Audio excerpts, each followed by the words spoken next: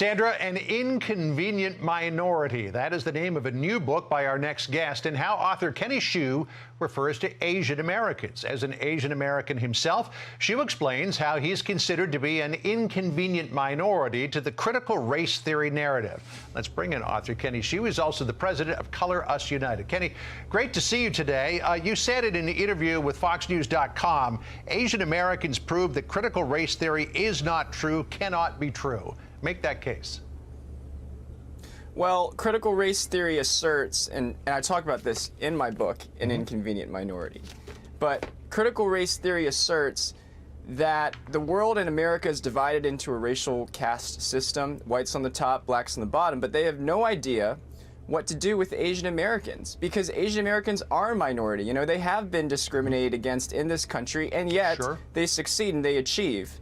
And that I think inconveniences the critical race theory narrative today, and that's why I wrote this book. You make the argument that if America is systemically racist, as many proponents of critical race theory believe, how is it that Asian Americans have flourished and in many cases overtaken whites in terms of level of education and socioeconomic status? So how is it? How is it that Asian Americans flourish in this country?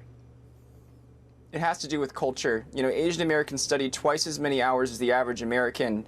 Today, we always talk about the Tiger Mother. You know, that was Amy Chua's famous book. But it's not just Tiger Mother parenting. It's also strong two-parent family structures. It's a strong value on education. It's a love for hard work and for meritocracy. And that's at stake with critical race theory, because critical race theory is anti-meritocratic. It believes that merit is racist. So if policies like Harvard's discrimination against Asian Americans are allowed, guess who loses out? Well, it's the hardworking Asian Americans that work so hard to get their spot. Which brings me to my next point, because we now see the emergence, Harvard and other places, of attempts to limit Asian American enrollment in some of these prestigious educational institutions. That would appear to be the very definition of systemic racism, to limit the number of people who can get in on a merit-based program in order to keep up levels of enrollment of other people. You know, I analyzed 90,000 pages of Harvard admissions data. And stretching back for 30 years, Asian Americans have been kept at a cap at admissions between 15 and 18% of the student body. That has only recently changed.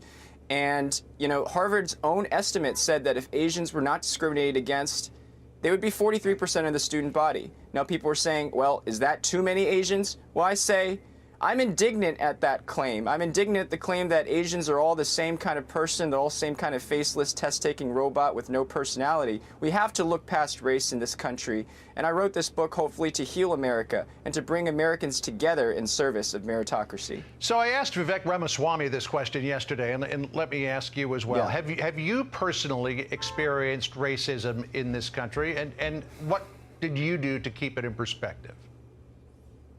Well, I have to say, America has been very good to me. Yes, I've experienced racism, especially, you know, from the Ivy Leagues when they judge Asian Americans as low personalities. That's what Harvard does. But you know what? America has been very good to me, and America has been good to every person in every of this country. One of the things in my book that I talk about is this guy named Binh Vo. He's a Vietnamese American. He came to this country from Vietnam, and the instant he landed here, you know, a police officer picked him up and sent him home, and that was an act of charity that he could not find in his home country. That's the goodness of America, and I want to highlight that. Interesting. Kenny Xu, the book is called An Inconvenient Minority. Thank you for joining us today. Good to see you. Appreciate it.